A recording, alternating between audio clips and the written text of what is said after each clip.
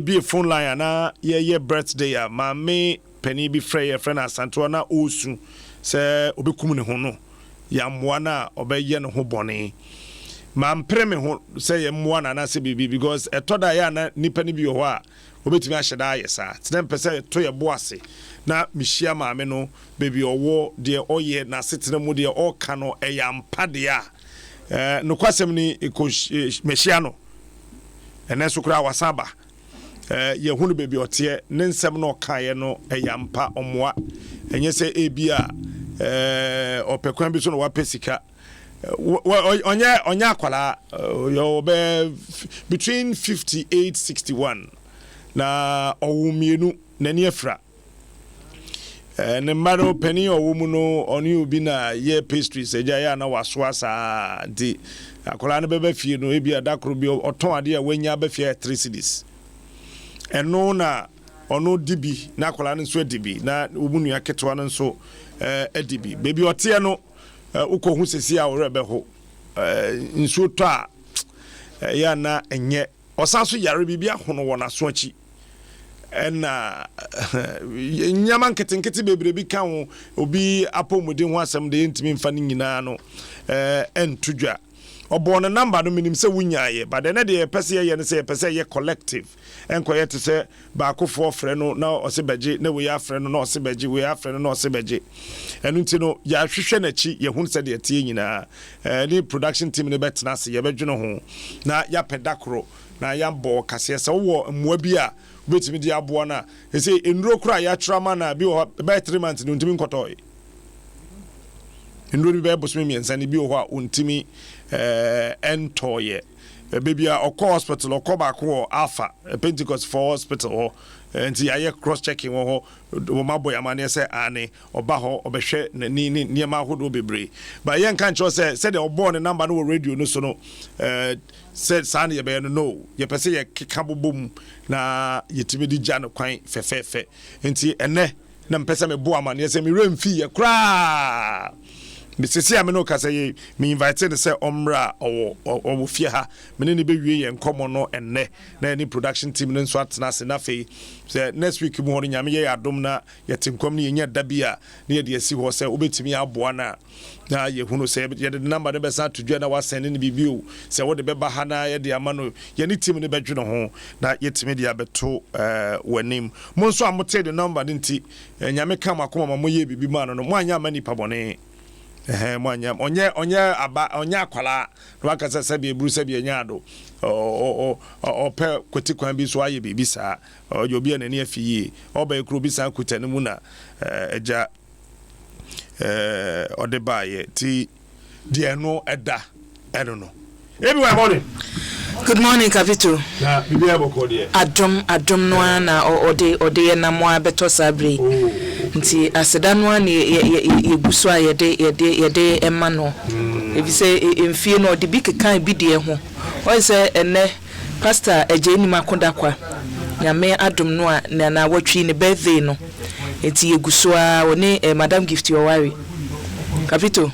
Nipa ba kwa mehu no amanyosemu a ote ase saba no. Gift your worry. National service hono okay.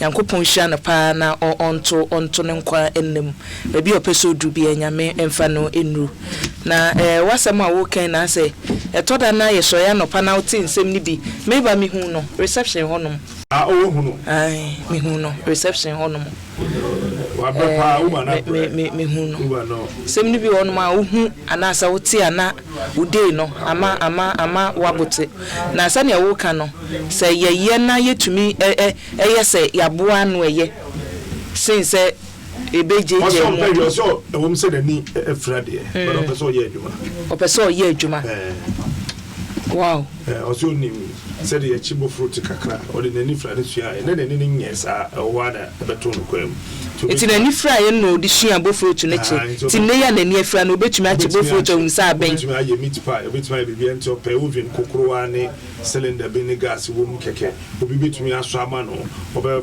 bi na bibia kama no wache bo fruit aye ni meat pie en crofat to ama no also person be bede Capito My man is cylinder. Oh, sir. My man is cylinder. Yeah, quite no. It's a production team. Let's say. Ya do no na fe yet me aboa no. Ni unyon da no da. Why? Yesterday. Unyon da no da. Hello. Captain, Nebi be aboko de. Enye boko sa by be fan sa. Yehu ada urumenti. Wache yonkwane ahode ne de. Aseda ne bi di kan de ama ne din. Na o kan boko de a enye boko. Esanse asemi a ye kan. Ma me DC. Yetin se bisa na awreho. Na so nyame wa muni pe nyina pe. Ensate nyina anye pe. Esu bia na ne de. Enti na ye wo mo ho de no mo emre.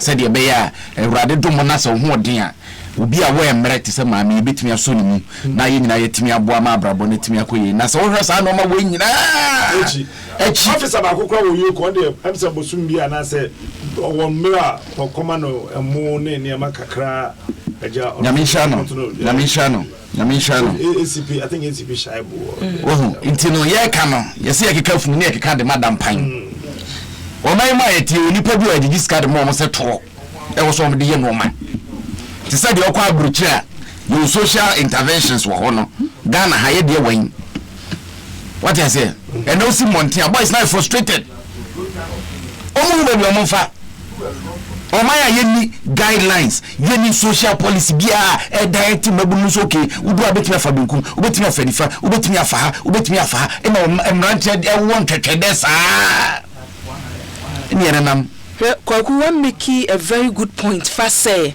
ye enhyehyeye ye man nipa bi ati say enu na program bi ti say leap first na omo say feminism na din da so anu no a me say ye de one nipa wo ho kire wo pa wa setenem minim ha wa ye si identify say nipa no ezakatin se wo wure nipa ni bi fia wan hwe ye wusi abonte a that day ni na wo wure be wa ni wo bedie ni e wo behye eni emmatan bi a especially omo a cerebral palsy omo manyanya bi no ni hu ne say ye bo yare ni niema bi wo hono mo a ka wo say ye nhyehyɛ ye wo mem say nipa we die emmoa ye de mabonie Ghana sa wote ya say wudi dem wani ne befra ana sa wo akwada wo ye disable you are in trouble ye ntumi nyam wo bi amfa mmoa say ma wo akwala ana say nipa ni kita baby a ne ho be kye ne no ye nibi enso kwa brochire nu a dudu onu afiri ho mbaji position so Ghana ha say no they say ya wo ka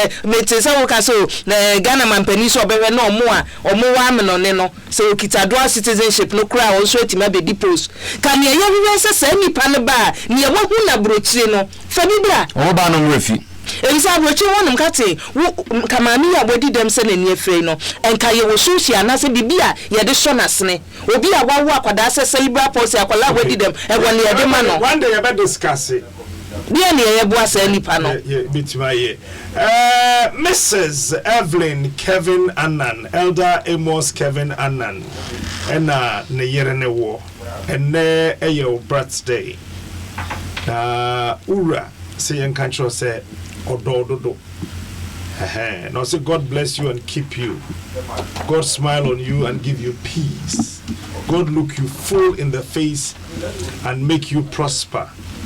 I am grateful to God for your life as my closet pal, enduring friend, loyal lover and eternal wife. May God cause you to continue to flourish in the Lord and the land of the living. I love you for a lifetime. Me say that Bible article. Kami baby say ana wan chro hwe. Baby me de pa. I say chairman sabun su ya. Eternal majority leader. Oh Ghana mrashe bedwem. Na omso mbesi dan foforo. Me ampinu no. Nsa me mete kronom. Inti so ame kronom ho ne yina o me mpi reason o de aba no obeti asese yinsi reason o de aba no me mpi o mpi reason o de aba no what dey begin di na yente sa reason I hope so disappointment say na ya tia come you sure say yina no bi anya na dwen say obe kick against batcho yinti no. The processes are not concluded at all. We don't need the financials. We have to get to know it, the terms and conditions. I understand one country will want to give us some grants, but that grant, if it is true, in the measure of about $14 million. Cannot suffice. Which country is this? Well, I understand the Chinese government want to give us some grants. I don't know of it as a matter of fact. Which country may reach out for funding? No, because both internal and external. China. I'm just hearing from the grapevine that they are ready to accept. Parliamentary grapevine or government grapevine? From the streets.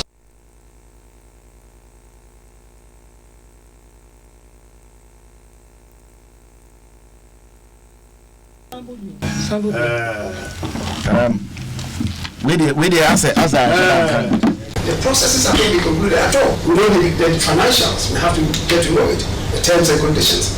I understand one country will want to give us some grant, but that grant, if it is true, in the measure of about $14 million, cannot suffice. Which country is this? Well, I understand the Chinese government want to give us some grant. I don't know of it as a matter of fact. Which country may reach out for funding? No, because both internal and external. China. I'm just hearing from the grapevine that they are ready to accept. Parliamentary grapevine or government grapevine? From the streets. Eti be full tape and some kind media mate but menka mpese ye we know am say twetwa I won't see there be say or say what is China for person mama iska na ontimi sisu dua esan say atisem reasons wo ho reasons be say captain reasons are one many business problems are ye wo bebre any ade edoso say answer na ye be cancer problems in na problems no what you see national theater. I wouldn't me say patrol train. Pray who you also parliament on one who say a toda na what one more send your motin so mo ben so enti ebetumi aba say e be a debate nipa ye nipa ba ko bufu a obebo ba ko minority ni majority no nti omunya ba bi omuntem beti a eye na enra so de so a calling so de ba ye ne say MPs ni bi hihye post achi pillars achi wo parliament o eti speaker ntumi hu wo mu ye omu ntumi nkachi speaker ai eti omunya parliament emuda wo speaker be hu wo say toda ye se bi nkasa ebi emu ya ye hu po nesi o mani pillars mu wesi mani me kwado mani me o nie ye kwado mani me pillars nesi o mani eti na wo se nya ba bi a space bom eti ba bi a hu nipa kro no mata ba bi a wo tena wo say speaker wo catch speaker ai na so tumi kasa bie enu ye ne etosumi no ne etosumi ensa ne say won say toda ye state of the nation ana say bia mampani akọ house of ministers no kwa wa omunya ba bi nti say parliament ne wo ho no space aka ye 5 nipa 5 omu capacity nipa dodo a wo so omotena on the floor no 5 na aka ministers yes say enti he na ministers na sa ba say ye bibia omukwa na oma kire so enwo so omukeka ba ho sa da bi enti eno ne explanation so far o ma provide bebre obi a woni de ode ba and about so say fabrika mo problems sir problems na wo hoda da dey be see national theater o hoda da dey see Accra International Conference just say you see enti explanation MPs ne dey my no Captain unim bibi mpacho scan esen me pese $200 million $143 million 43 da so enya Ghana cedis na dollar edan ye besi be wie de ye de niema begum bebia be wie no na ye keka ko $350 million. People should get it right. Iti we ana de omotimi aye ne dem and only question I say you busa no iti de omotimi no apart from space no serve for another purpose omo ya innovation oh me ba I do the boa me meeting president ko can state of the nation's address ministers na ya no mkojide oh so what said they have to hear me wo ho no mo ya won benam so ya adwuma TV so ko do me can also boa me now afika mo president faka me ho one TV so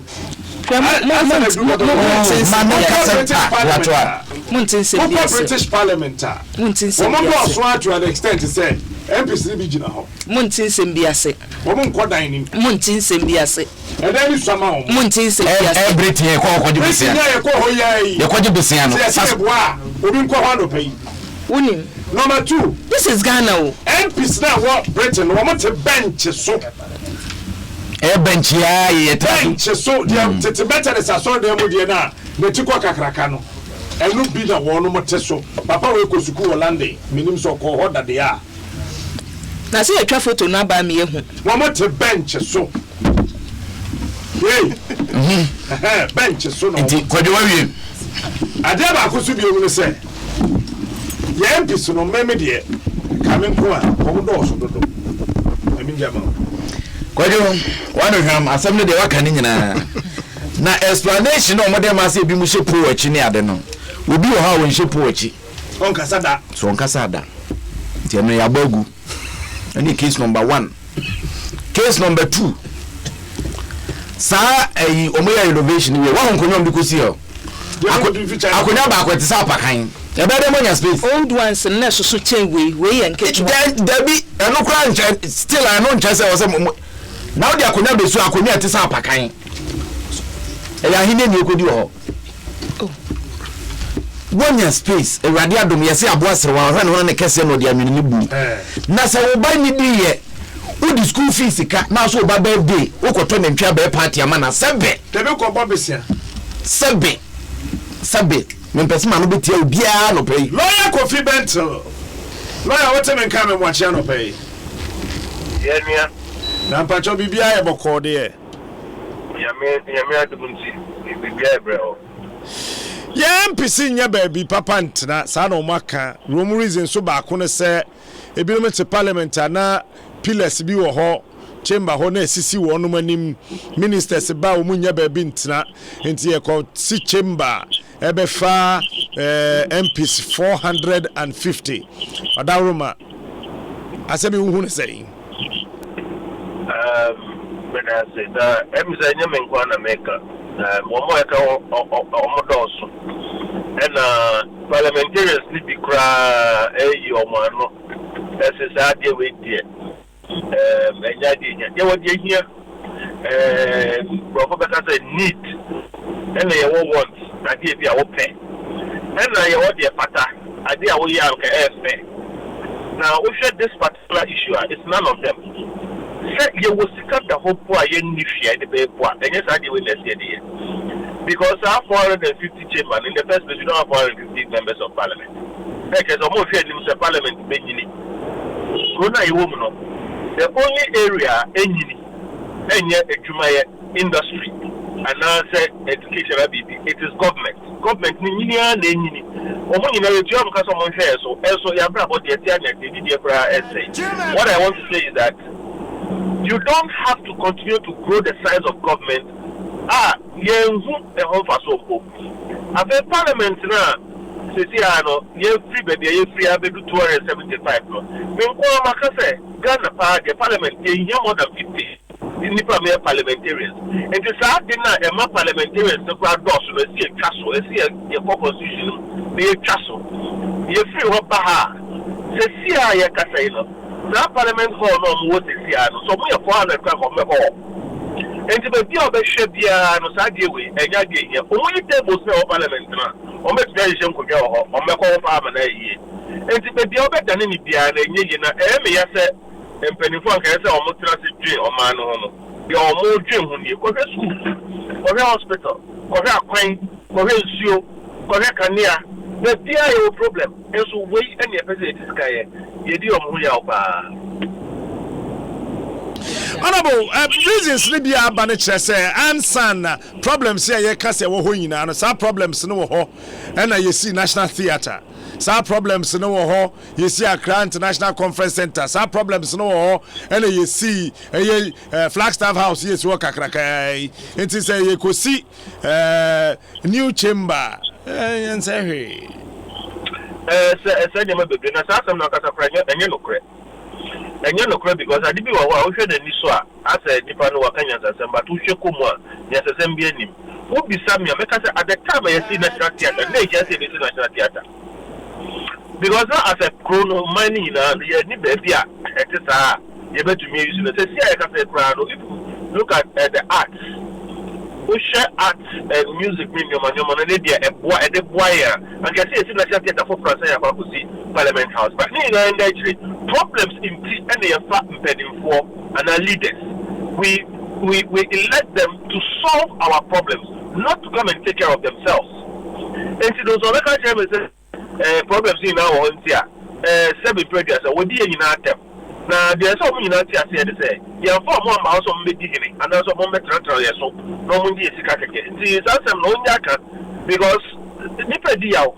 Oh, we are still dealing with Accra floods. Okay? In never be free or what I say. In never more dry, young can want to be want to be can say, young train. Now you made their open now. Come and nip in on Juma 9 o'clock upon 1 o'clock. Or more vacation more than 3. And so still no a or money can get come out. I mean, M's Akasano, Penino, the Ocano. Bishop Bia Obedi Serbia, Obia didn't know one can eat. Abani, my fancy. Now, BBS Beton Safrel. That's lawyer Kofi Bentel, no. Not to say any book come out, said a bit. And the only Crawford Yadri. Quadu, Name Casano Penny by Yadanawasa. Now, Quadu, yes, in switch it to a man. Yani, the issues only be moving for from. Esanse there some na kan no me se ben kwa na mibu men kasa men ka obi asem na ma no ankopa nsuo cha etu amu a enti yenhwie mu ebi mu yenhwie bi mu ye pekura yenhwie ni nyina mu ye fa foforo mu me ne Ghana fo ni di nkomo omo tebe ne omu nyina enti me ka make yesu ba say he was talking in power said that Tuesday you can ye be too long. Jesus was talking in parables. Ebi akati bo so me say enzo ni bi bon esan say asha say yi a chewo to wani ye be too sha man tinsem na se a captain say man tinsem no ase a ne be catch ya nunim decision you da ho say no parliamentary service board and na take decision na even parliamentarians ni be are not aware ye mbufu on anything. And I better one a be to me so ye say no. I did we am why. And when you say you bet you time my Chinese loan buy now Ghana. A copy saloon. What for 4 time Chinese loan? Okay. CNTC loan. Okay. US. Very good. US. A copy saloon. A buyer no MPC be so on pay. Enti ye majority chief whip o permanent whip in line na kasa wompene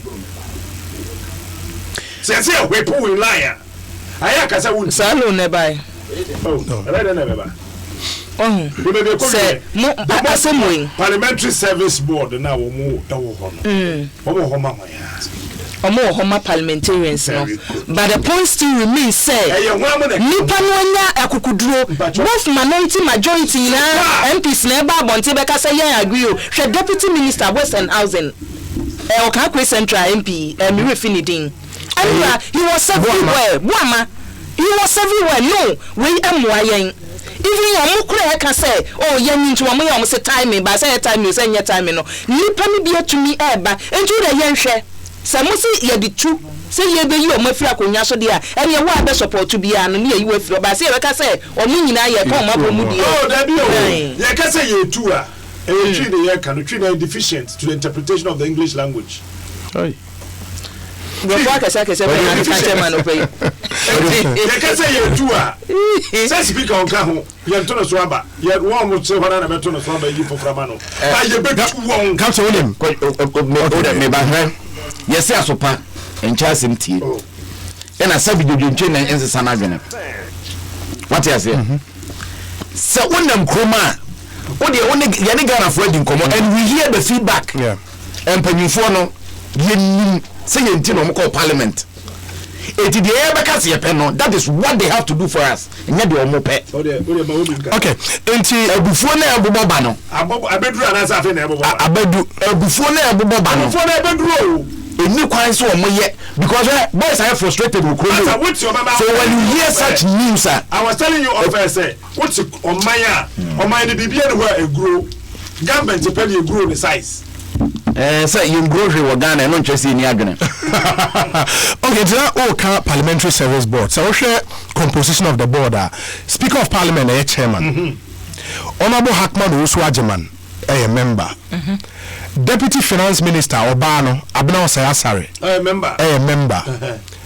The majority leader and Minister of Parliamentary Affairs, was HMN Sabonso, a member. MP. Yes, and the minority leader, a member.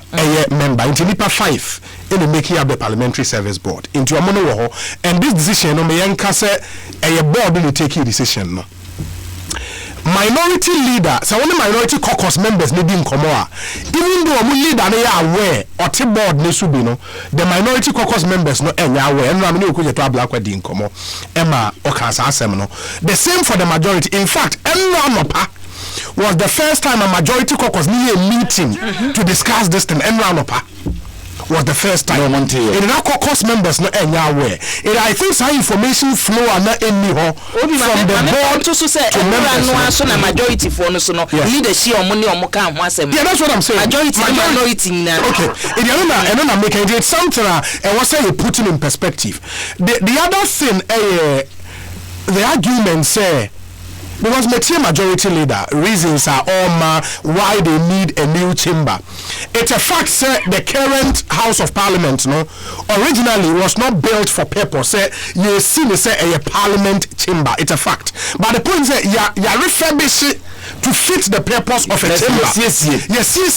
I know refurbishments. How can you boom over the years, sir? Almost 100 million. That time, what the Ghana is for 8 million. Ghana cedis. Ghana cedis. Jacob for spending 30 million. Yeah. Ghana cedis. Professor Mes spending 10. National Muhammad spending 22 million. 22 million. Okay, Kabumua, almost 100 million. Ghana cedis. Refurbishment on the current way. And young country also say the discussions around building a new chamber within Parliament this shall see about 2010. And the discussions started to say, because by the point they say, who say, the last decisions, okay, maybe you bold. Now, I say this current Speaker of Parliament and then the body and are taking that step further. But the point they say, now look at UK, so called Westminster, since 1870 till 1870, the same Westminster building. And I serve as the House of Parliament for the UK since 1870. The same building, yes, 1870. The argument can be made, say UK a conservative society. In the moment if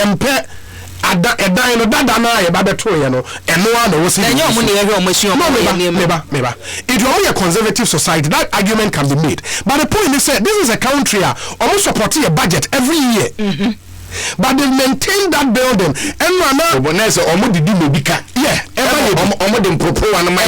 every year. But we maintain that same building since 1870.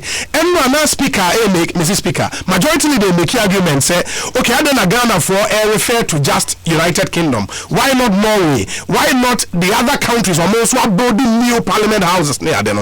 But we cannot compare ourselves to them. Norway, for example, or more GDP. And per capita income in Norway. Ghana comes nowhere near. And this is a country or more oil sikano. Or more building reserves up to what just for oil. So I'm going to say I'm more citizens the Obia Benyamo. What do you want to say? It's a country we come nowhere near them. Yes, so Yadika ama kano kwano yet chama Ghana for obint mintia good. It's a canochin yentia yaka Yanfaso crowd ya no be a passier. Ain't this argument was say abase China buying up a promised grant of 40 million to the building of this project. But I'm going to say grant Yesika de Chow. If we have 40 million as a country, you feel said the best use of $40 million. And I see I see a new chamber and but say broaden this argument in plan. Say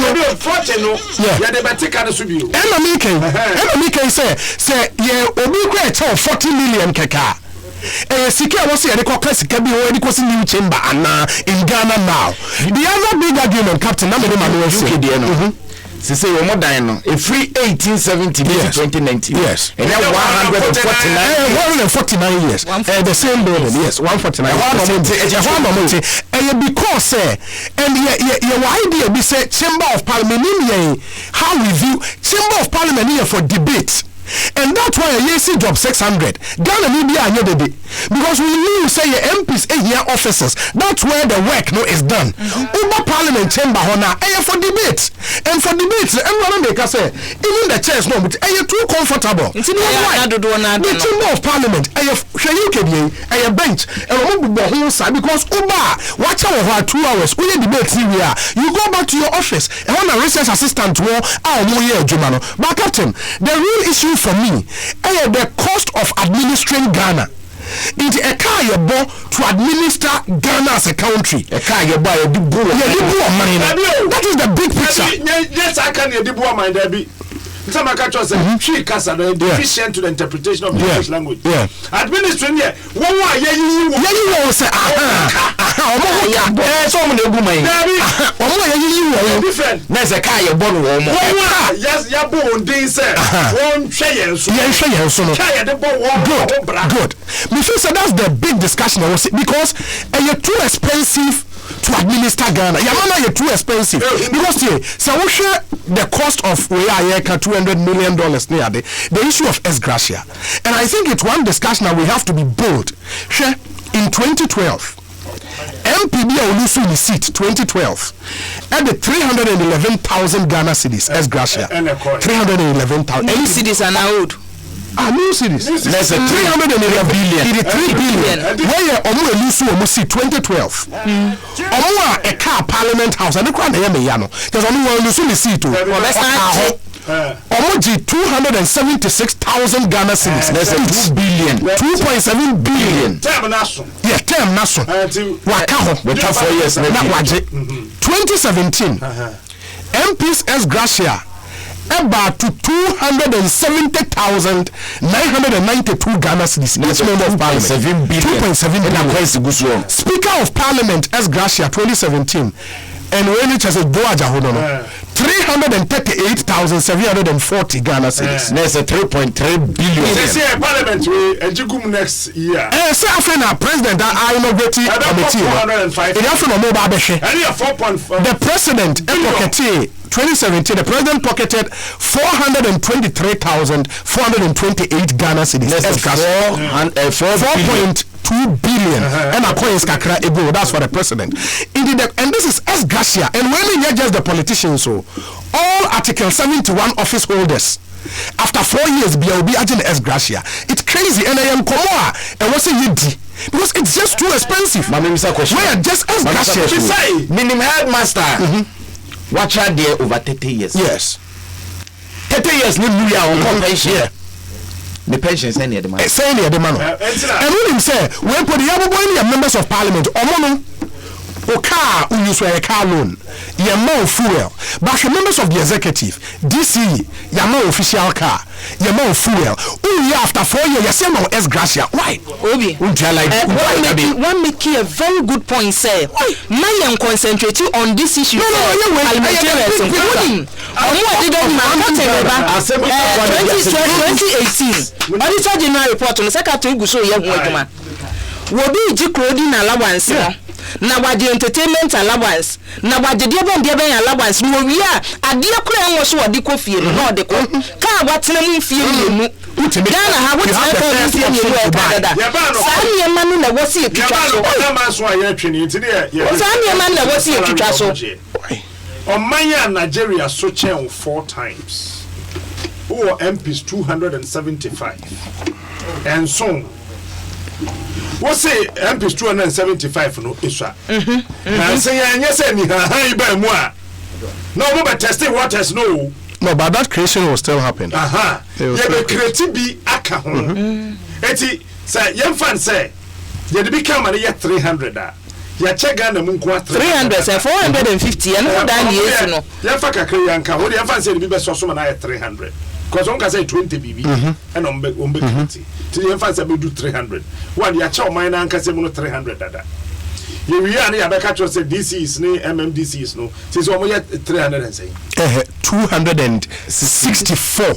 No, say new ones from creating and saying they are 254. 254. It is say Ghana. You did catch him 275 dada.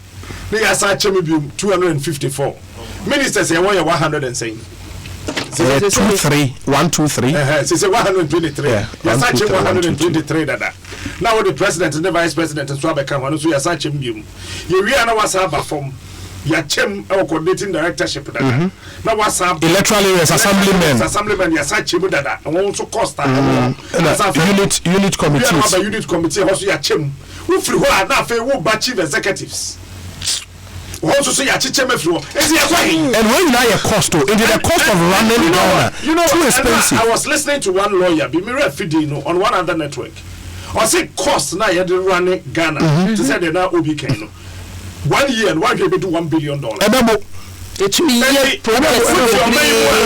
and so great to na fa what the $1 billion error ne won wa appoint wo mo so it say obi per appointment be so onim say one sika in the final I think beyond share the cost of we know there was a citizens ne push for NSA there should be a cap on MPs yebenya because I think say 275 a boss but is it cap on ministers yes your problem is sometimes your problem me ba you have symptoms na near jai root cause no the root cause is back to the constitution because the constitution as it stands now Emma is know the power time of person create new constituencies no more create Emma president in the power to appoint minister 1,000 or power which my appointed no more defend why and I think we should push for caps amend the constitution me emphasize caps no Emra number 2 and they say this argument say oh yes see some monuments na Ghana problems are you solving me please with the greatest of respect yes national theatre na Ghana national theatre yes international conference center if you know there was that argument say you need to Jubilee House na you need national cathedral there no the ma enya some support kakra enumpo na Ghana for you na kakra na say you need such a monument and you one and 2 we've been told at least say enye oman sika na yede kwa kosi even say we believe you say we believe you at least that's what we've been told but when we know say your man sika na yede kwa kosi while we have a chamber already in that argument no we say putting in proper context yada ma say the lead na say ensuo na ekutu animu no ehihwa ache ye hwie ensuo na gu na ye wia ya paitoa no na yakopa toa foforo na ya dinso foforo bu but we should give the MPs the benefit of the doubt say omu nim hu bebia na me the other say sisi na ya public no say ya remember out oh na so ka say we obi chebi isuo na so obi enim dia okay but majority leader and minority leader why have they hidden this thing from their members obi cross any message say beji say time no discussions no cause any discussions starting captain 2013 na the parliament when you see sata madam Anatete ba house wo oba ye no we say what buy na what power aba was out na majority side because omu ne omu power but oba na kwa ye ma ti okotena minority for no was abre no mekai onobu obi amoa statement bi say parliament what tere so ti sempani for no mo be ye hu bibia nti no enye nne na enye emra o almost starting movies ade wo but 2013 obi amoa cancer 7 na John Mahama make it 22 million Ghana cedis available for the refurbishment.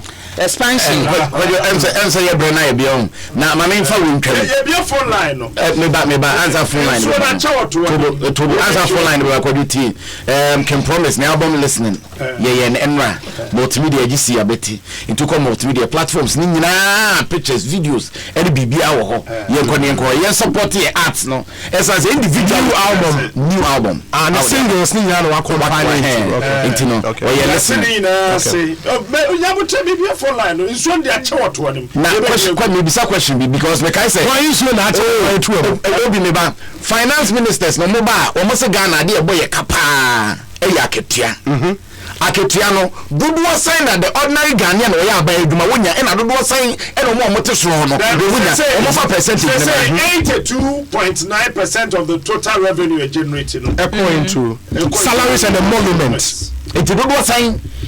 And interestingly, where you bear 600,000 plus workers so just because abaya juma for you 700. So na ka asem we ye di na tem kroma so onuma adwuma na de abehya say sika ni di salaries o ka say 70%. Na no buy no be ka 80.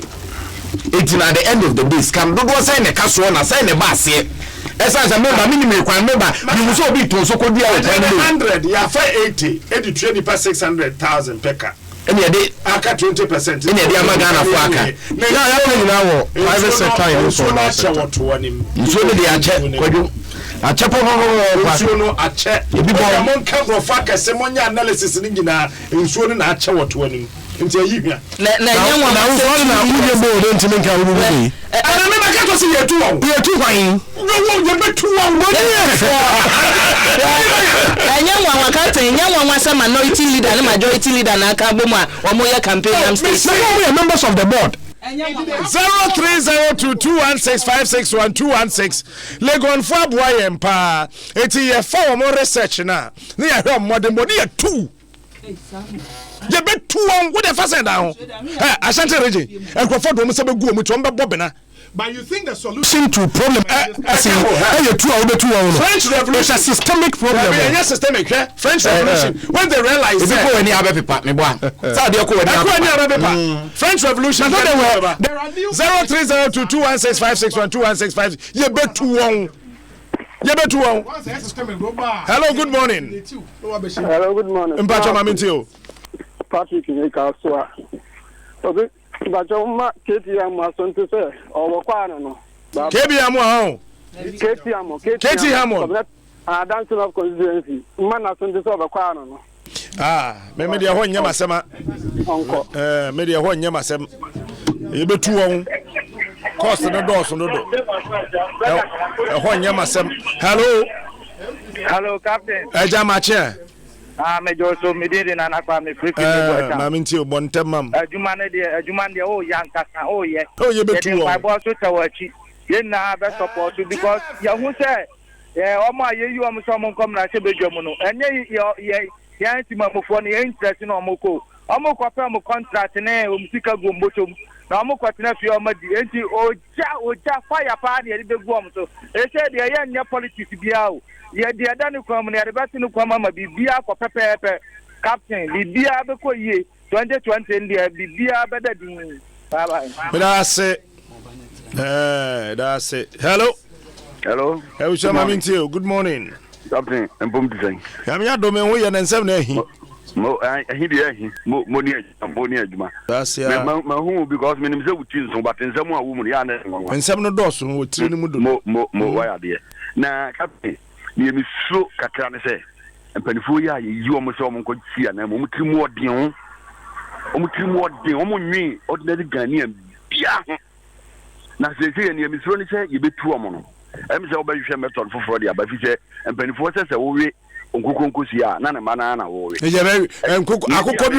akuko bi ho wo fia o ha dwen obe wro dem pra ba ne asi o ye betu won enso captain ye tu mu wia medium ni so ni se nkrofo no asan ba be hwemu no san nkrofo yi so sa be gi ta san be gi esda woni ma de bia sese yesua ye de bia wo ye late na o teacher bo ada kro be sua nyansa enokure wo ba wo ye rough ni ye tu won we so ba ni ye tu won NDCD one time me MPP foi wo mba afoforo no mani da ho sese wo mani na da ho na san kata wo mo ye rough so ye betu won captain san nkrofo ni ye nyina ntafo ma o ye betu won next time ye wo mo sa wo mani be da ho yo medase ya fa froshe me enko.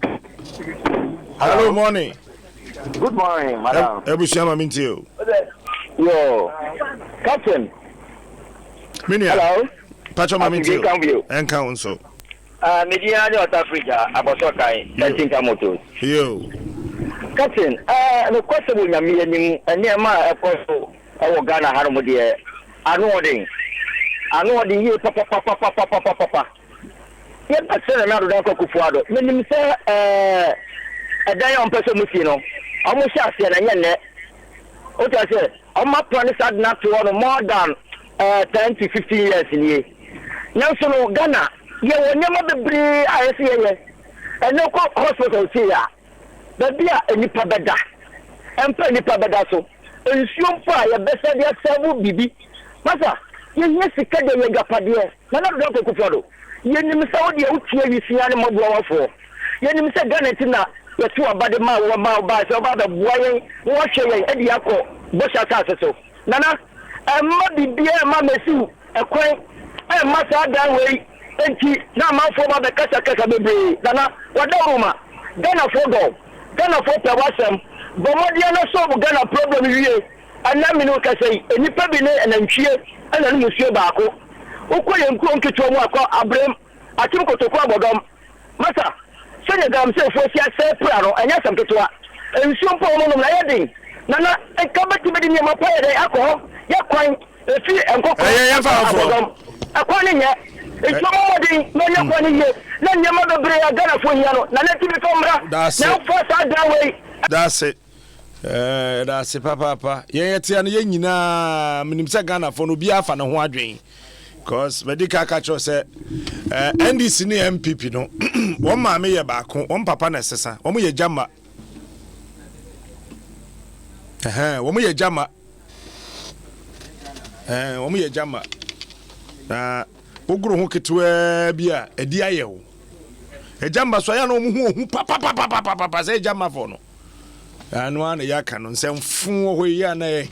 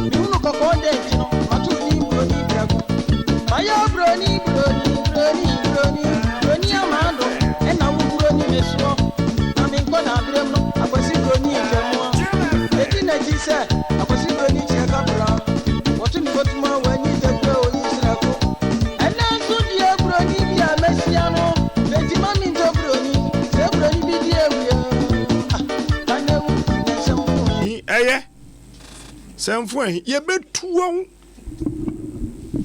on papa na muka ka brofo akese kasa brofo to aduane nkana na do nkopa besi nko ka brofo gu on sika na beguru ne mu asesa na oye kwan brofo to aduane ye betu mu ho na monte mba hu sekeka yama na hyehye mu sa mo antefo ye beba na keka mu mbatepa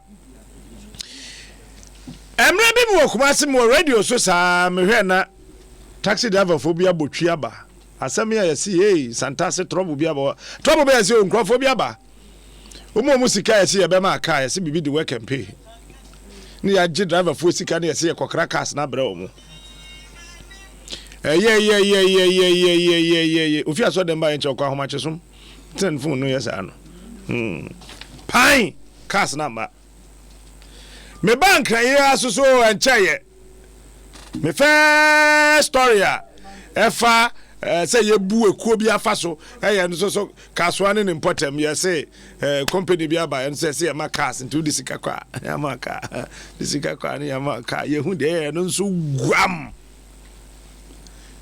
enra me ho sa na producers afra me ada ye say ye ade ne fofora ba o say ye ka say bank no de koto ani na ira ye fa bibi edu motos so my skebe maka me skebe maka mami Agnes me mami agi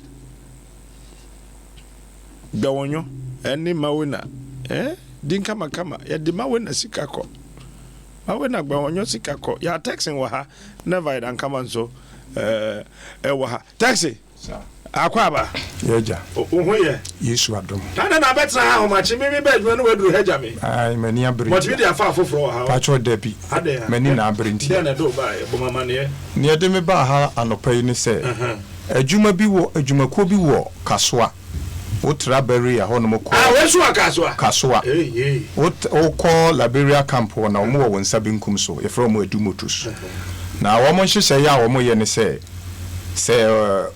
opchire ka wo pa no mo no waka ne bo na de wo no percentage no wo be ma wo mo 10% enti wo de ma wo mo a eye 60 days sa na wo mo hyehyɛ ye say 60 days wo mo de ka ne be ma wo so wo ma ntumi 60 days na eye 6 months e na wo mo de ka ne be ma wo enti ye ko honom Ama 60 days. 60 days no bibi si na saka na ntumi ama ache kora bosumin sia sana omo nhihye yetie na me kokko ye bie na nhihye mu no se wutimi tua ebro 10% no wo percentage wutimi tua te se meme ka me kwa akogye no na ye sprinter eti no ehon nhihye old currency ni 900 million eti 10% ni ye 90 million eti no me ma almost 70 million omo e ma meti ase e ma me nkrata bibia se me qualify so omo de kan be dey e be ma me me twe 60 days ne so yin 6 months ne bai ni nyina ma antehwe na me sha ase se me ye dey me ko ho o kwa o ye niam mai ye niam e be ba bia next month no matu asheda ye niam ba ye hwe mu na niam nkoye eti yasen return bi omo de adada sa mesuma nyabotra mo wo ma eye 1 year 6 months eti me call no November mu e no omo ne me ye nhihye bi se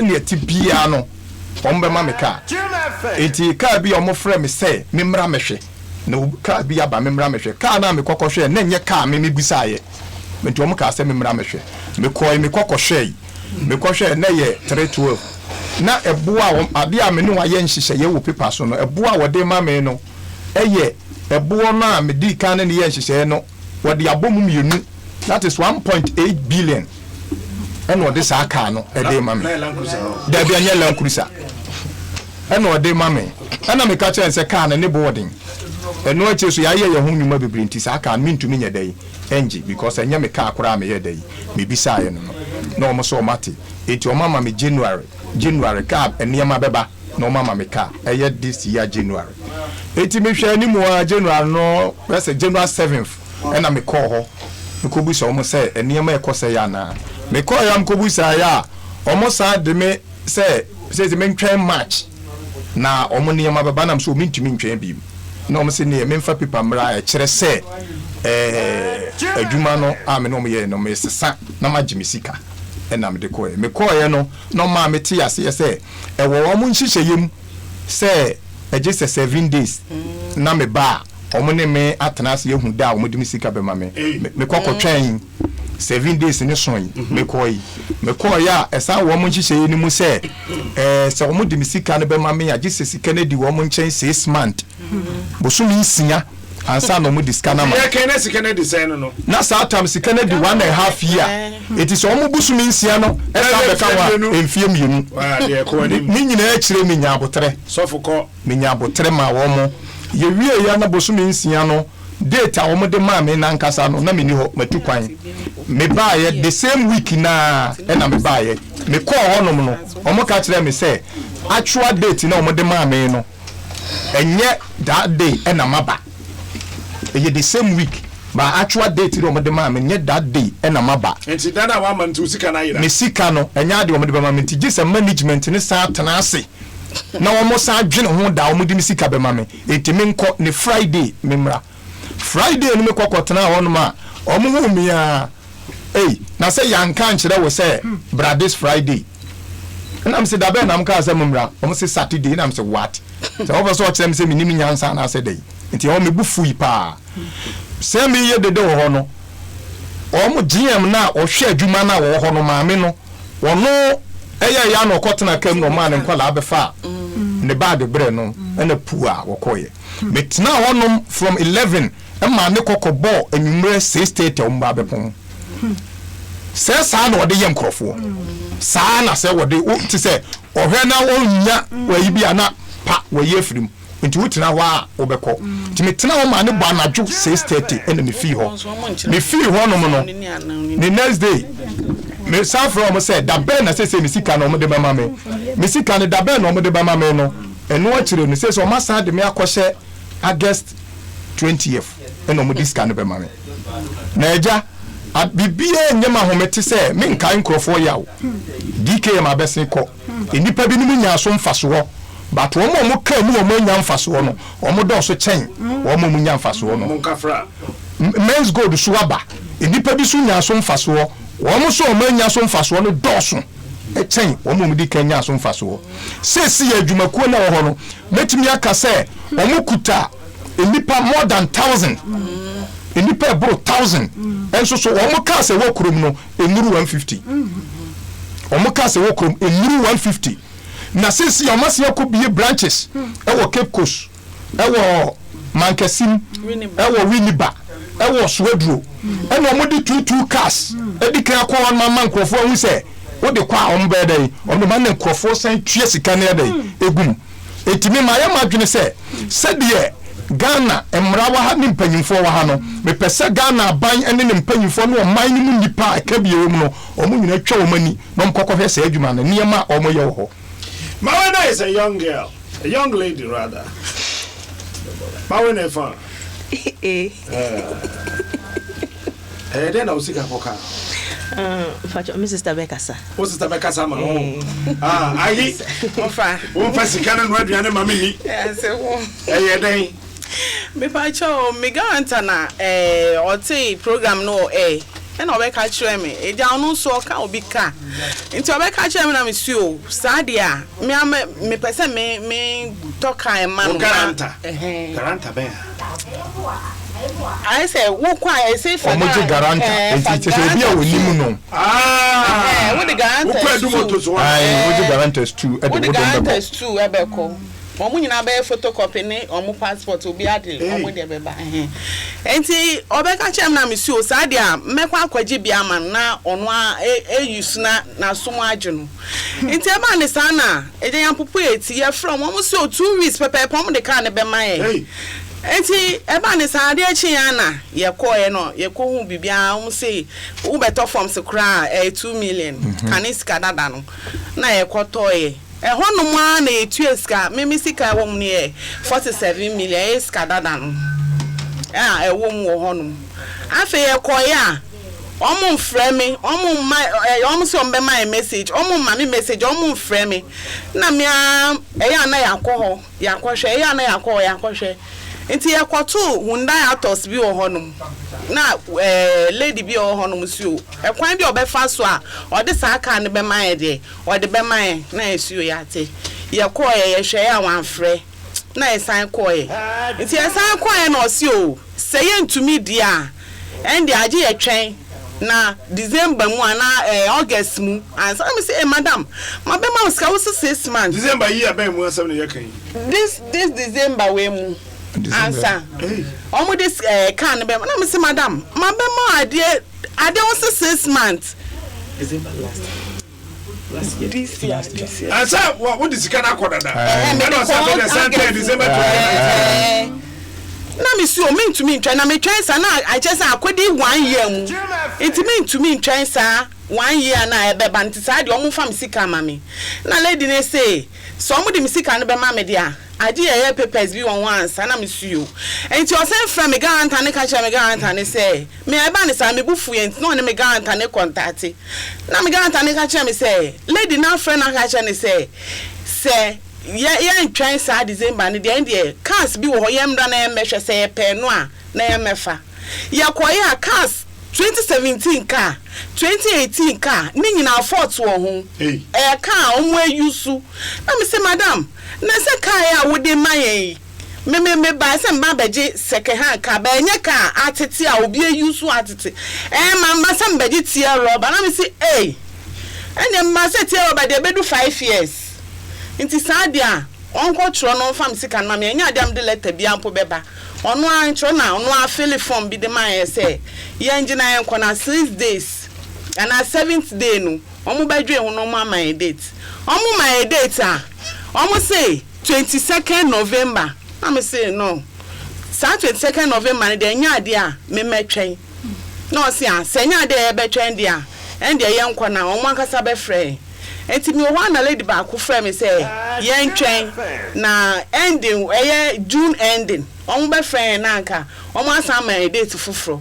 ene ende ofa a omo frɛ my date bia enti kan ne mai usika ne so mai usika ne so mai me anti cross me anti ne kunu sapema onu so sika de mu 3 years and so mo de ne sika ne ma no onu po confusion oni omo koye yansa ye de ne sika ne ma no anti Vida daddy also there ho daddy mpacho ai bo mama ne den and say your honor yet some we advert bi wo radio so ne TV so say oh ukita 1000 Ghana u buy ye be ma car na wo de akoye adwuma ana ye friend ye bisa say ampa na no musi anti no say ukita 1000 Ghana u buy car bia u pe bia ye de be ma ana me say oh eti sa dia endie meya sa akonya we de me fa ho na ma ye bibi kakra de aboa me krosania ne cars okita no e money problem ni ade de se me boa no na okoye bibi sa de e bia da che di mfa so bebre ye nyina empa o trimo enti na sse me boa na in fact owo fie be 2 years no nya ka anko adwuma ana me se me boa no enti media make it 20,000 ana ye di ko ho ti ya di ko no musi mi deposit mi ya bibi sa form 2 million ana musi mi fa 1,000 ma na me di 1,000 ma o enti me di ma o no echire o ma ya 3 months seka 2 weeks seka ne sabeka enti 2 weeks no ya san baye ya baye no dada o ma to asheda se next month sa ne ya di akonya basa in fact abedu 3 months na fe na o ba o pese obo awukunu na me ho mete enti 3 months no so na mo se ji say ya san di sika ne be ka ho bia ye mfa ne ye benya bia meka ho na me bisa ne se madam me pa wo ka ne hia me nti mi say na me san fa meka ho ana so dia mo benya bia o kita 5 o kita say o fabula nti awa na me see you so far as I so me pe ka ne de me sa ko pe 1,000 e san be ka o mo e ko ye 20,000 2,000 enti me de be ma o mo me ba akra da de me ka cha madam me say oni me say ka no ye san ka kira me na me fa me say kan ko visa me di ko ye business an fa so be ba so since be ba be da ha na fa so ma so no so yes abeka ntimi fama no na me de man ani ekoy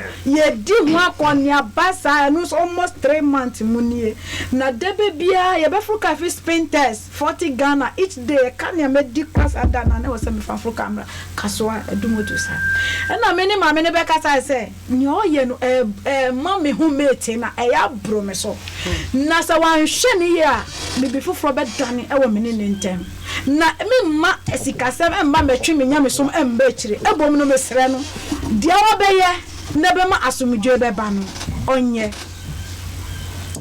na me wo za hyase ne nyina mo nka nokore ne enkire ye me meti wo ka nokore kire me ayesin se obetwa me ntro me no be na ntepa mama nka nokore na mo ko na me ko ha me kunu sa nti maka kire me kunu sa the next time I do edu motors no whatever I'll do I'll take the revenge me akasa me mo police in come master if say abro me so ma dwene ho akofa police be baka chose oni wa kwapam menya wa agree say nti me fa police be abom no I'll take the law into my hands then I'll take law no baby nti no dada e hye me ha me I am ya pa na me na kasa say next time no say the one me say 1 week me mla na menya ka no on hwe say obeye bibi afa no say ne be asomdwe edi be ba ye ntem okay ya flow mo na mo kasa nko mo ne be kasa eche so obusa fe do mo shebiti oyo enyo no kure tigo de wo mo kasa ye tigo be ba be pacho wo mo da me pacho bebre o mo boa ma me no wo boa woni ho me ni ho but the omodia ye me ne kwa wonte dia meka na da even say cars no omuni car bia wo ba bia e no omuni car eti car no ba baji bia enema programs awa encounter no dada nkrofo de ba dada nkrofo de ba na say si ya no omode ma nkrofo eti once I we sika kwa kodim no upo je me wa brantie bi wa ha say wokoye bi 500 million and wo no mo ye nhyehyeye me wa brantie bi wo ho wokoye bi ka na wo de no nhyehyeye wo ye no eye 500 million nhyehyeye no wo ye da ni sika akokam ka wo bi atwia ma na ye dada a wo de ma no say so wo de ka na ma no 700 million the number wa ha sisi ya no kura na mpese wo ba wa nya kwan Alfred Adama good morning hello Alfred hello hello Smart na to say na ko ba do baba na fa say minim sa wo cash say so de bi akwadu motos wọ́n sẹ yẹ ti advert no radio so ahomaten bi ẹna mi gyina kaka kyerɛ sɛ saa de a yɛnkɔ hɔ ɛgya yɛdo hɔ no ɔmo de yɛ kasa fɛfɛɛfɛ o 6 months pɛpɛ kaa no bɛba Smart yɛatwa kwanya everyday yɛ kɔ fiti ahyama yɛbɛkɔ ba na 50 Ghana 2 good years after you both and you call Kaswa police station bureau almost a home assembly for a full and to moon the and giddy akatam say or man she you bomb a glada we are evers and sana and next kind of 7,500 almost say so yanyaka na almost the defense infrastructure commission able to scan commission see anya fafa no so yes is say na mudi 7,000 obi maye enti san krofo no mu de omu ya krofo se mba police for akọ lokro achi omu dia anka be yemi ndada captain kadu de TV okay mame ne wo general manager ending komo me wi amesa fro why Emma Kofi general manager ma Emma Kofi general manager ma Edu Motors madam what me kan me mo ache me pacho good morning bibia e boko de nyame adom pacho nso nyame adom nya pacho cast no mo de be ma mo da ben me pacho cast no ye de obi ani de be ma no with respect to the agreement we have signed with them. Contract na yeni omo no a duration, and the contract duration when it elapses, the client is either to continue the contract or to call for his money. If you want to be on the contract with us for satisfaction, the agreement is there. If you want to call for your money, it's also in the terms and conditions which we have agreed and signed on to. And they are given copies of the terms and conditions when they make registration. To go home and digest the terms and conditions. After that, they come to make their part payment if they are okay to do business with us. When they make their part payment, we explain the terms and conditions to them in the language they best understand with their guarantors. Then we give it to them to go home again for 7 days to digest the terms and conditions again to confirm the order. The contract duration is 10 months. After the 10th month, if you still want to continue with us, if we have challenges and have not supplied till that time, because we are supplying and we have evidence, our cars are in town and we have documentation to that effect. People come and they make a choice of product and give alternative choices. If it happens that my first choice delays, and the delay is spelled out in the terms and conditions. Pacho, in very simple term, I'm a new client. So me bada me mausika. Now calculate them who percentages as a mitria, and I see case as a dema no semitria mawa. Time bain na me sabe kaka. The duration is 6 months. When we have challenges, and it could do 10 months. Bada me wo one kasawa agreement ni bi wa how. I have your agreement here with me. Adom Motors Company Limited's comprehensive terms and conditions. You have the assessor, the client, the guarantor, the product, the supplier, the services, the EMCL, the explicit note, the general remarks, offer, order, pricing, blah, blah, blah. Product delivery, late delivery. This is what you have here. The product will be delivered within 60 days. But a late delivery of less than 6 months does not entitle the client to cancel the transaction, to refuse the supply, or to claim compensation for lasted period generally considered reasonable. Should the supply period exceed 6 months, EMCL will refund a lump sum in all payment for full discharge equivalent to 2.5% of the part payment made for every additional and complete month the supply is delayed. It is a Nippon Sika exceeded 6 months. Abedu one atra 1 year. Na cost 6 years. One case agreement na one more year. You know, webuso. That in Pacho Debi, Yembusu. When you read the product delivery and late delivery, please, it doesn't end the contract. We come to force majeure telling challenges that may delay the supply. What is force majeure? What? Excuse me, please. Yes. When it is up, every client and his or her documentations are on the farm. There are clients who have come to us to continue even after that, and there are agreements signed to that effect. Okay. I don't know if I am talking to you specifically on a specific client. Okay. It is not about those you have their files in your office. I am talking about those I have them with me in my studios. And these are the agreements you signed with them. And here is a gentleman who paid some money to your company on the 15th of June 2017. Up until today, Nensanka Kano. Agreement Bembium Naka.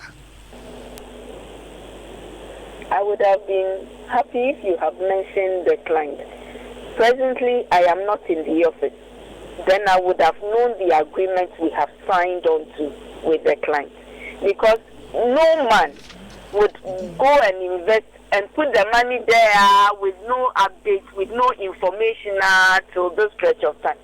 So they might have come to sign with us. Not only the 10. Are you aware, saying Crawford Hobby demand they will musica more data, more betrayal?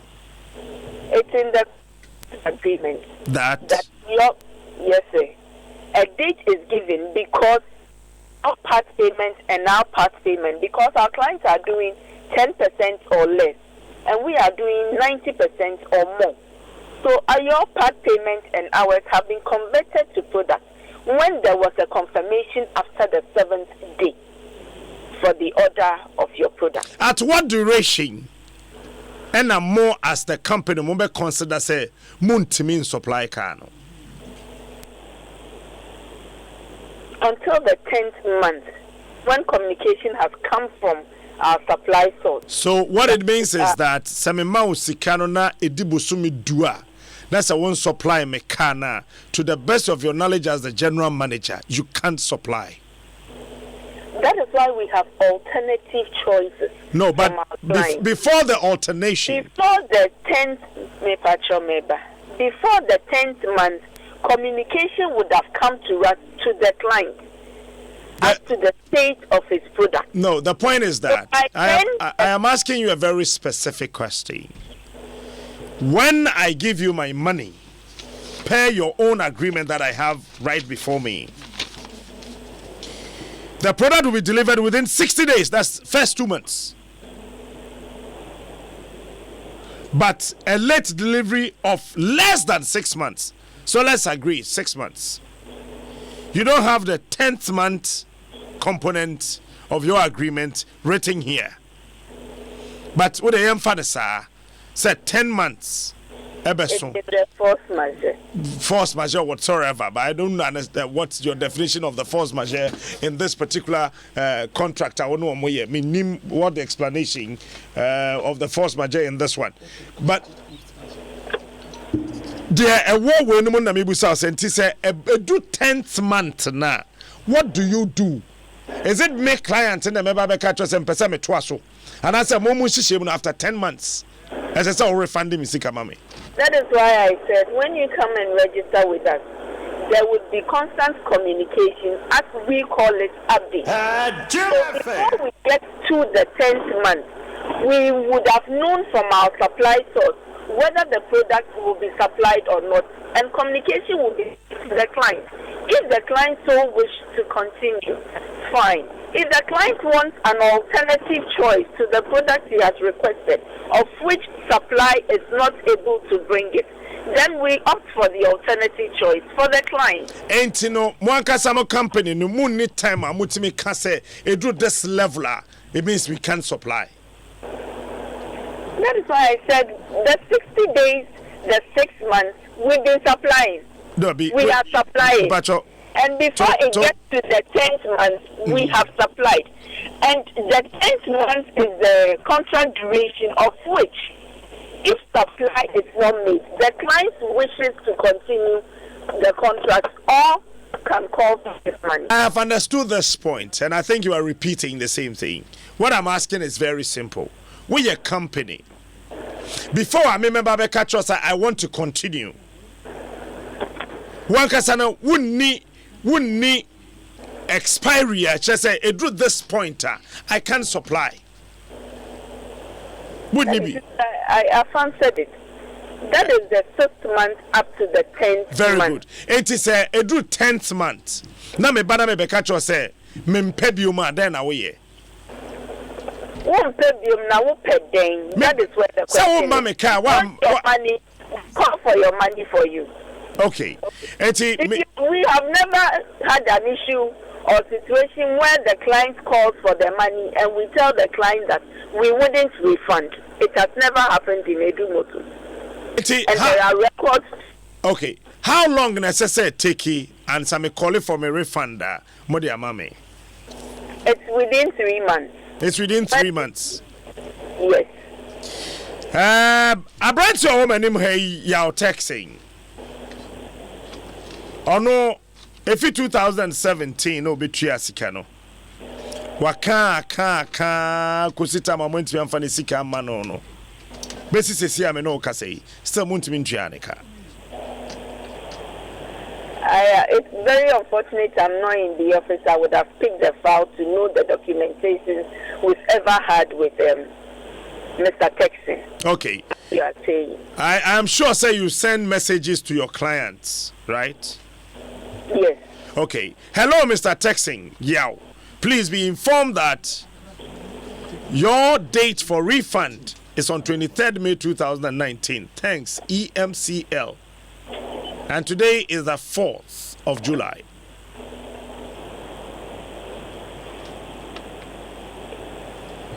Today is the 4th. And then he requested for the refund on the 14th of January 2019. And he has since not been paid. There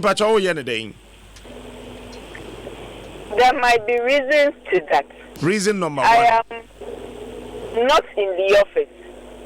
I would contact the office to get the information in the file, and I would get back to you. Are you saying the information be or file so a chess or person continue and I say or person discontinue? Because the end thing is that one customer sending a message say on Beijing Sika 23rd May 23rd no etchem into what is on the file.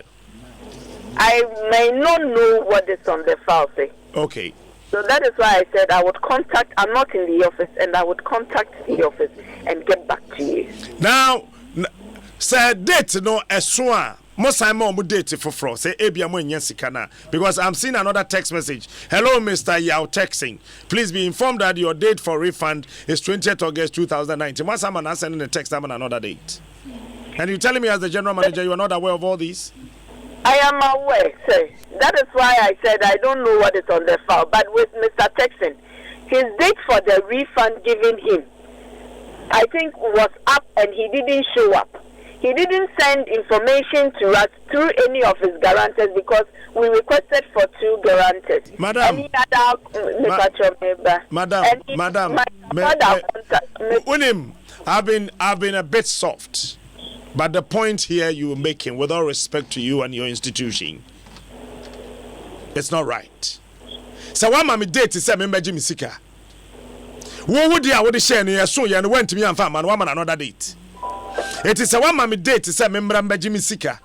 Now one mammy a juada, na me ba wukuyada. I didn't say me Sika didn't because that money was actually apportioned for me. And then I will catch him say date Adom say member Jimmy Sika mama. It is a mama na me Sika na share na. Yay. Auntie mama me Sika na share. Very good. Inti abane say na wo ka say data wo de share ne so omra the day na wo ka say omra no enye sa day ni na obaye. Inti ni sika na wo de to ho say day na omra na omaje no a one bar 2 days later na obaye no sa sika na fine na man fa na de amani. The say Edu Motors don't keep money in the office. However, it is at the end of the day, by the close of the day, we redeposit whatever we have at the office. So if you have been given today to come and you didn't come, we will redeposit it. If you come tomorrow, we would call the signatories to the account to make the withdrawal for you. January, signatory to account no more. His money was made available. I don't know if he told you. No, you have just told me. I don't want to take the Obeka from me. I'm not listening to him. I'm listening to you as the general manager. Correct. That is why. And you just told me. Say woman the date to say omra days to be pahuansa oba. It's a fantastic point. You can't keep the money in the office. What sign the call? Say a cash what they call. Check I am fan say say be bru say be nya financial people. Into you say 3 months kurana be dey what sign the check na sanko. But from 14th of January besi enne signatories to the account no wo mbaye.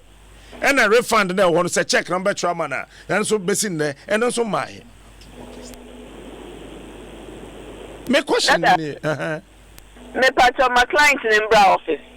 Number Jinisika na. Me patcho Mbra number Jinisika because if it's Mr. Texan, I know very well that Mr. Texan's money was made available and he couldn't come.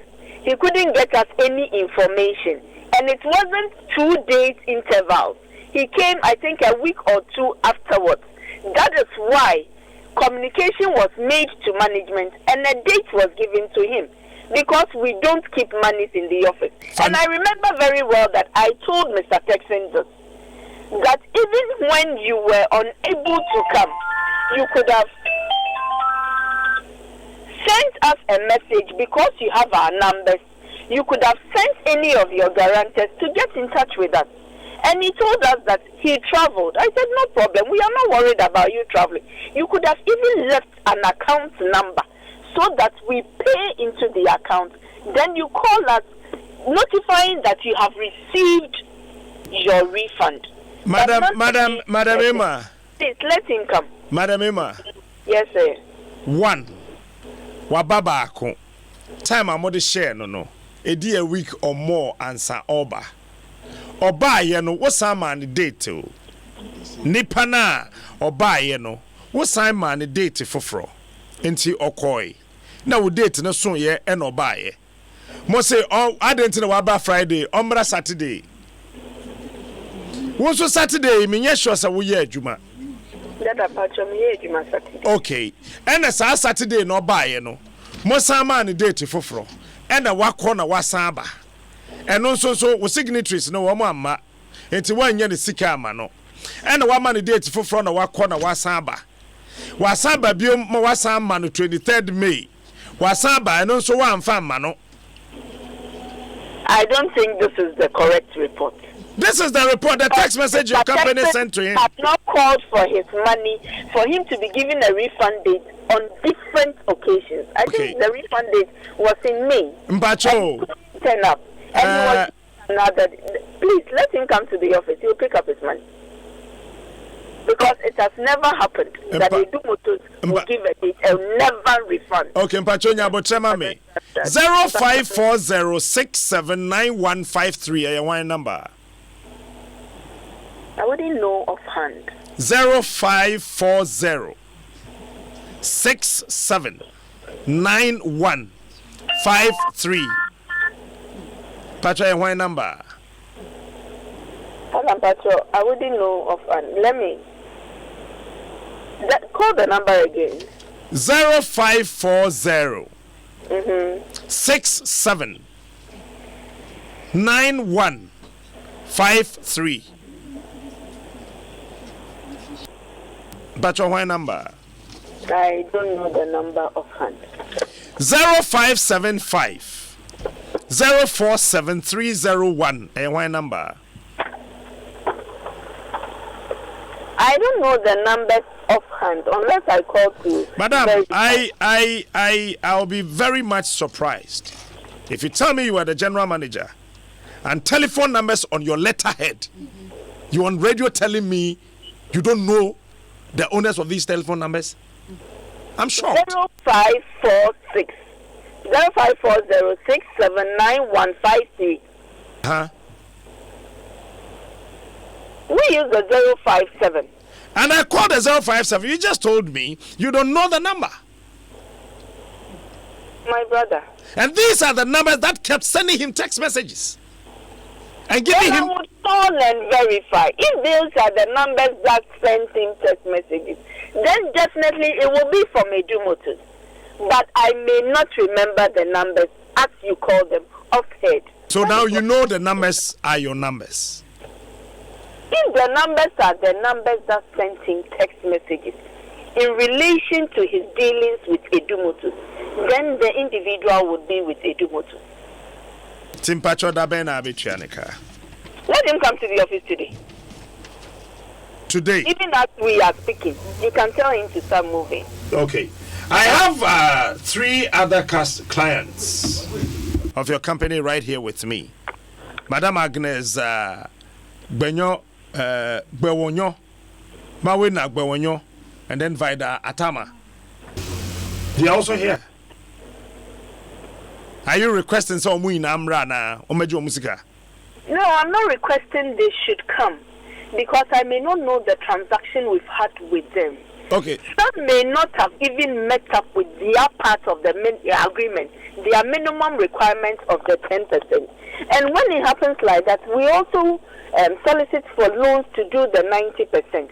So if they are not up to their 10%, that means we'll do more than 90% for them. That delays their satisfaction. So what it means is that when him say you need Pacho Nyabotre Mami. we your bant na matumbo asebo kosa ma ono nka ye bibi foforo wo say nipa no otimi make available 10% amount now we so produce 90%. No when you total of 100% for the supply. Say nipa no enya 10% number no ma 5, 6, 7 when she share ne kase e do what time na when timi ambe so na nso a either say bia over 10% bia na so de sika be ma no. You don't keep the person's money. It doesn't work like that. That is exactly what we do. So and we agree. Let's end this conversation and find a solution. They are coming. So office one after now. I'll be in the office around 12:01. Can you Ghana for the time 12:30, 1:15 no there be. We asemi abe pie ha. Who radio so and I may know what I say. Not necessarily me being in the office, but I have qualified staff. They can come and meet. My administrators are there. You just told me, sir. Equally handle the situation. Beautiful. Come again. Beautiful. When some now can work, can mienu. Nanka kranka krasa na to one nyabadi woman ube me say Abranti and what's the Umbra office meshia wankasa.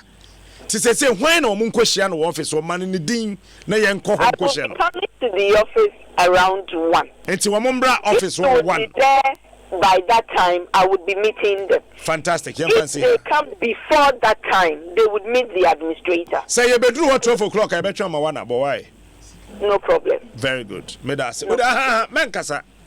Yenyana me come me uti come na me drive ya to bomam. Me do kwan papa so am go speed. Na sana mkam ka. Me drive wa you do kwan ya papa so am go mirika. Se se be onam na kwan ne ya papa nya na ho abotre. So say 1 o'clock. Enti e boy 11 na makotwen no.